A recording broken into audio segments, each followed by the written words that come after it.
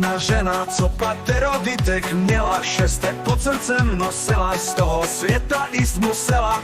To nejmladší pacholatko po Krchově chodívalo, drobné kvitečka sbíralo.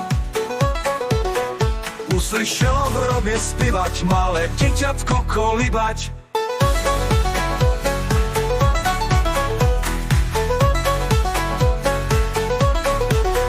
Tatičko můj roztomilý, pod těch hrobů v tuto chvíli, mamička tam v hrobě zpíve, malé děťatko kolíbe. Tati k tomu nechtěl věřit, šel se na faru poradit, na faře mu tak radili, by byl ten hrob otevřený. A kdy ten hrob otevřeli, ona na truhle seděla, malé děťatko držela.